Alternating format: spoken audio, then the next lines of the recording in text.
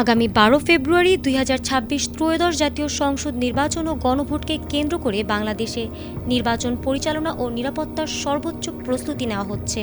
নির্বাচন কমিশন ও আইনশৃঙ্খলা রক্ষাকারী বাহিনী জানিয়েছেন, ভোটটি সুষ্ঠু, নিরপেক্ষ এবং শান্তিপূর্ণ পরিবেশে অনুষ্ঠিত করার জন্য সব ধরনের ব্যবস্থা করা হয়েছে।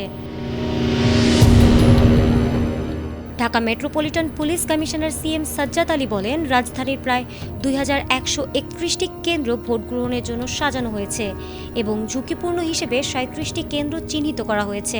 এসব কেন্দ্রের নিরাপত্তা জোরদার করতে সেখানে বডিওয়ার্ন ক্যামেরা সহ অন্যান্য প্রযুক্তিগত ব্যবস্থা নেওয়া হচ্ছে। নিরাপত্তা পরিকল্পনার অংশ হিসেবে DMP striking team, mobile team ও বিশেষ রিজার্ভ ফোর্স সহ বিশেষ ইউনিটগুলো দায়িত্বে থাকবে।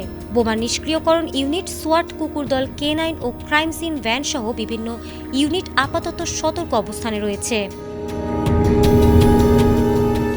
দেশ জুড়ে মোট ৯ লাখের বেশি আইনশৃঙ্খলা বাহিনী ও নিরাপত্তা সদস্য মোতায়েন হবে বলে জানানো হয়েছে, যাতে ভোটাররা নির্বিঘ্নে ভোট কেন্দ্রে যেতে পারে এবং ভোটাধিকার প্রয়োগ করতে পারে। এ বাহিনী শুধু কেন্দ্রে নিরাপত্তা নয়, আশেপাশেও নজরদারি ও পর্যবেক্ষণ চালাবে। নির্বাচন কমিশন আশাবাদী, উন্নত প্রযুক্তি যেমন ড্রোন, সিসিটিভি এবং ইএমএস ব্যবহার করে ভোটের পরিবেশ আরও স্বচ্ছ ও নির্ভরযোগ্য করা যাবে। নির্বাচন কমিশনার বলেছেন, ভোটকারীদের উৎসাহের পাশাপাশি প্রশাসন ও পুলিশ ভোটারদের নিরাপত্তা নিশ্চিত করতে প্রস্তুত।